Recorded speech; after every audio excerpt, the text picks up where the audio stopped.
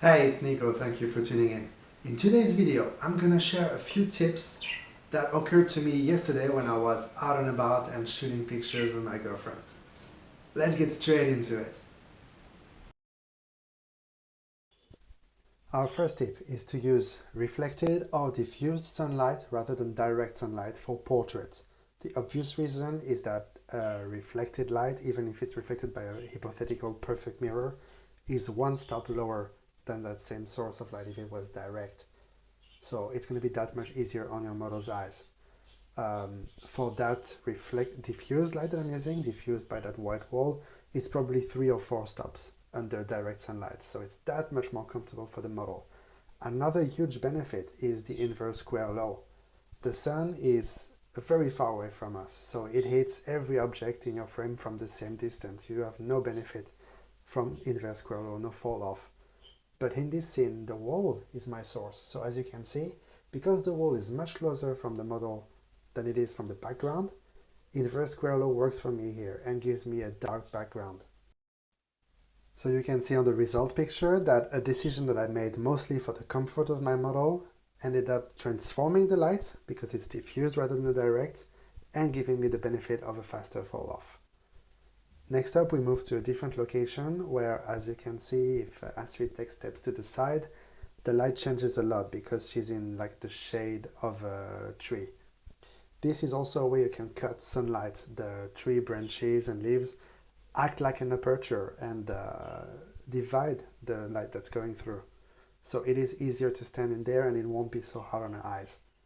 Again, it gives me a really interesting light, but this time I do not have the benefit of quick fall off of inverse square law because I'm using direct sunlight.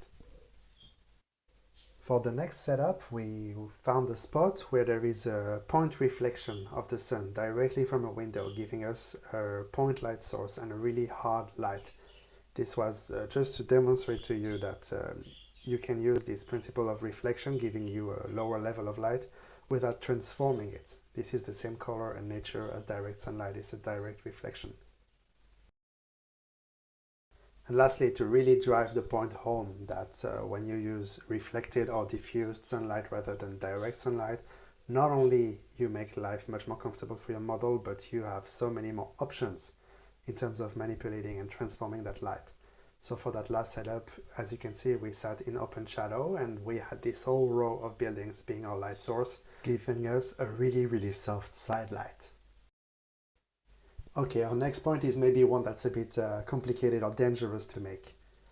Um, Usually people get into photography because they want to capture something. So they're all about the subject. What am I taking a picture of? And we need to like bang it into their head that it's about light, that they should be paying attention and being careful with how they use light. But the truth is, after you've gone through that phase where you just take pictures for cool light, you need to make it about the subject again. Here, if we look at this contact sheet, frame number 4 on the top right corner has the coolest, most interesting light. It's really badass with a perfect Rembrandt triangle. But it's not the nice, flattering light for my subject. The one I would pick is this one.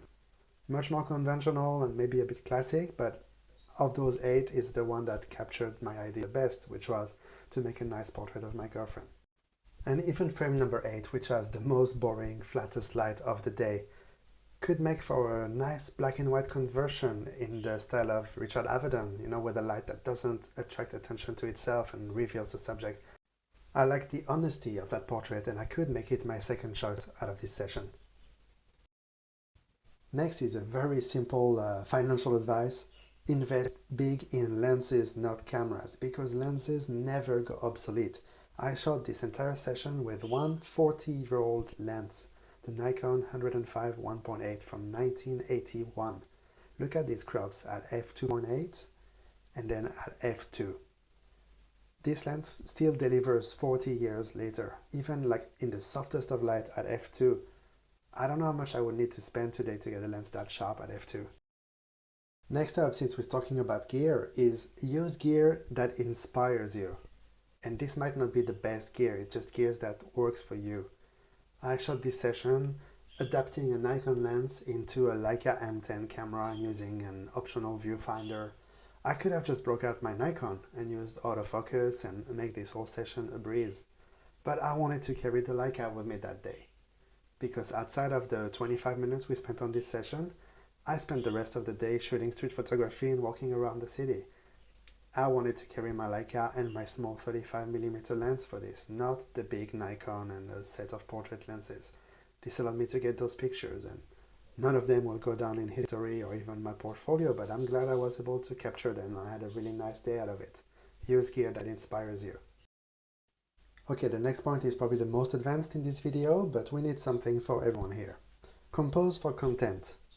Why did I only use head and shoulder shots and headshots for this session and nothing wider?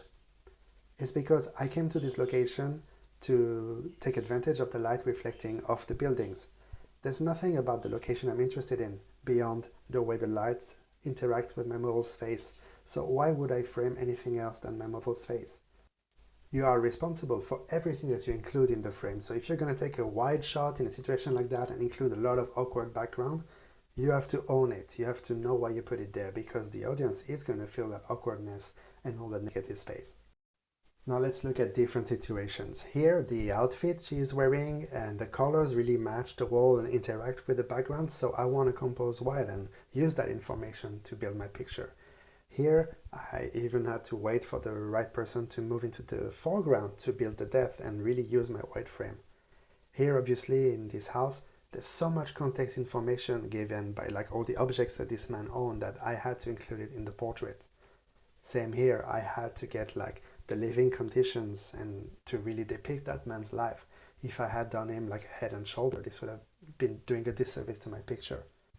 And here we are back in a situation where we want to be close. We want to cut all the extra information out of the frame because these two lovers like only see each other and we shouldn't see anything else.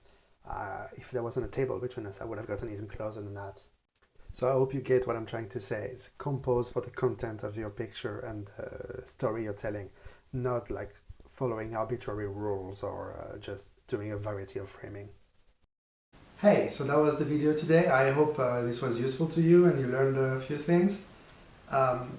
In the end, like, this is what I love about photography, is when I talk to a pro or I get into a situation of shooting and I learn a little thing, something that gets me one step closer to mastery.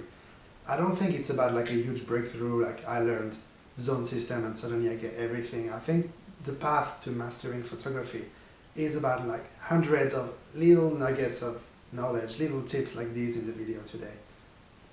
So I hope this will be a feature that comes back on the channel. I'm gonna keep collecting those tips when I come across a situation on a shooting that's a good illustration. And I will keep those tips together, and whenever I have enough to release a video like this one today, I will put it out.